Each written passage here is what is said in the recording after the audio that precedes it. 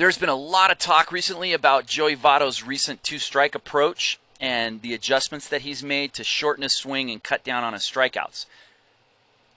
We're going to take a look at it from an EV perspective and just kind of put some metrics to it to see whether or not what the cost is exactly. When he's ahead, he's at 287 batting average, 413 on base, 567 slugging percentage, and a 960 OPS. However, when he's behind in counts, he drops about 100 points in batting average, and all of the other stats are more than 50% less productive. He takes the abbreviated swing, choked up, shortens the swing, and obviously this is just a practice swing, but it simulates pretty closely what it is that his basic two-strike swing is all about. Now, with that, there's some costs that go along with it. This is one of the costs. When you get plus fastballs, and an EV plus fastball is anything that is in one of the middle up box, the up and in box, and then the middle in box of the strike zone. Now in this case, I even included middle as part of this. So anything in that upper quadrant is considered a plus fastball for this study. In those, he's gotten 32 four-seam, two-seam, or sinker combos, and those I chose because they tend to be the fastest of the fastball types. So in those counts, he's gotten 32 really good pitches to hit if you're in an aggressive mindset. If you're in a defensive mindset, those become a little bit tougher because you're waiting to see it, and that's the fastest pitch that you have to adjust to, is the one in the plus part of the strike zone.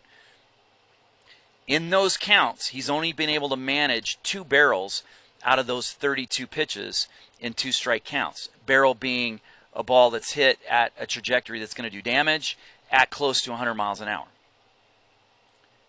The other cost is typically batting average. It doesn't always work like that, but that's the norm.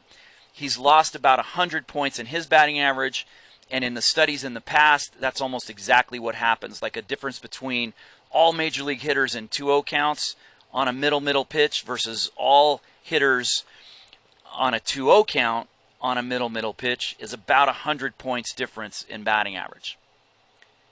The other thing that happens is a lot of foul balls tend to happen whenever you stay back, shorten the swing, and try to buy yourself a little bit more time to react to pitches. Now, in his case, he fouls off about 47% of the balls that are middle fastballs. Now, a lot of guys would say that this is a skill that guys have.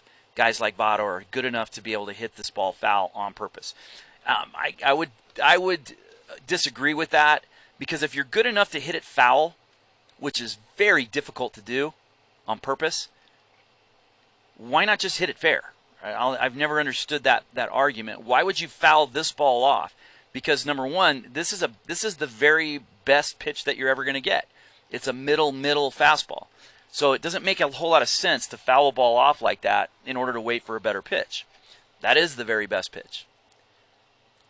And the other thing that goes with it is exit velocity tends to go down. Now his overall is 87.8, his average exit velocity, which puts him at, there's about 106 hitters who are ahead of him in that. So he's not exactly elite when it comes to average exit velocity. But based on his numbers, that really doesn't matter, right? As does this number not matter all that much, as long as the damage is being done. His exit velocity in 2-strike counts, all 2-strike counts, is about 86.2. So it's only just slightly lower than it is in normal circumstances.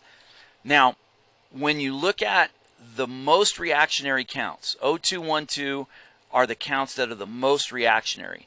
In those counts, he's averaging 79 miles an hour of exit speed. That's 71% of his max. If we correlate that to a pitcher, that would be like a Aroldis Chapman getting you to 2 strikes and then throwing 75 miles an hour. That's the equivalent. That's 71% of his max. So that's one of the things that happens whenever you cut your swing down in order to be more reactionary. So the abbreviated reactionary swing creates half the production of normal. The opportunity cost of all those really, really good fastballs to hit is pretty much lost. And you're at 71% of your exit velocity in the most reactionary counts. So while the strikeouts are down, you still have to kind of weigh out the rest of it to see what the actual cost is.